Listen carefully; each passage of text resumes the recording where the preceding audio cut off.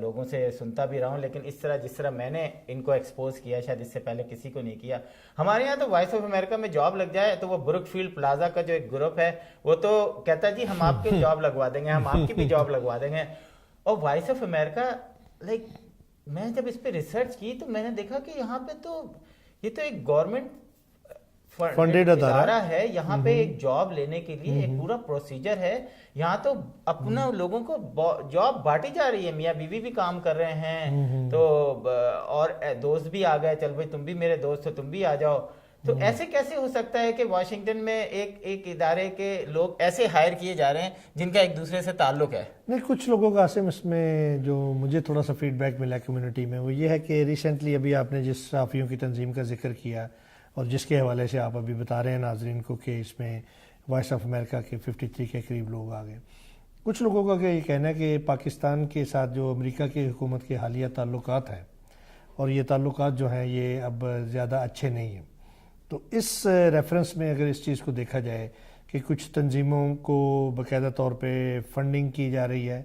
ابھی حالیہ جو اسٹیٹ ڈپارٹمنٹ کی اناؤنسمنٹ ہوئی ہے جس میں پاکستان کے اندر بھی اور یہاں بھی کچھ این جی اوز کو اور کچھ ایسی تنظیموں کو جو ان کا نیریٹو آگے لے کے جائیں گی ان کو فنڈنگ کی جا رہی ہے. تو کیا کہیں نہ کہیں یہ کوئی کنیکشن آپ کو لگتا نظر آ رہا ہے اس ساری صورتحال میں؟ دیکھیں مجھے تو بہت گہرا مجھے تو ابھی کچھ لوگوں نے یہ بھی پتہ چلا کہ آپ آنے والے دنوں میں دیکھیں گے کہ کچھ لوگ تو اپنے بھائی اور فیملی کو بھی انوائٹ کر رہے ہیں امریکہ آنے کے لیے اسی اس پر. اور وائس آف امریکہ جو ہے وہ تو اس کا بہترین وہ ہے. اگر وہاں پہ 50 جرنلسٹ ہیں ان 50 جرنلسٹوں کا آؤٹ پٹ کیا ہے آپ یہ دیکھیں.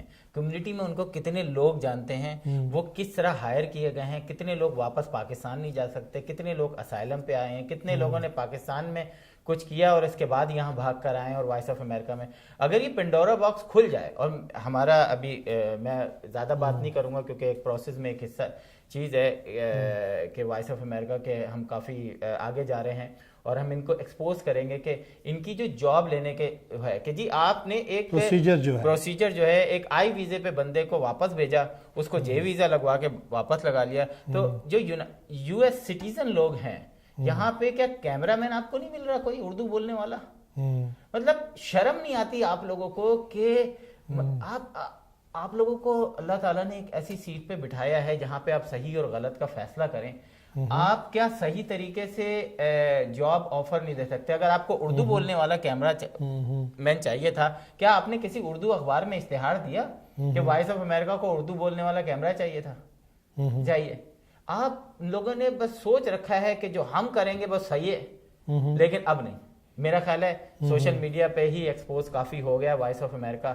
اور جس دن سے ہماری انگلش ٹرانسمیشن شروع ہو گئی وائس آف امریکہ اس دن اور ہی ایکسپوز ہو جائے گا کیونکہ بہت سارے لوگ یہ کہہ رہے ہیں ارے یار اردو میں تو چلیں کچھ چیزیں ابھی آئندہ کے پروگرام کے لیے اٹھا رکھیں. ابھی یہ بتائیے کہ حالیہ دنوں میں ہم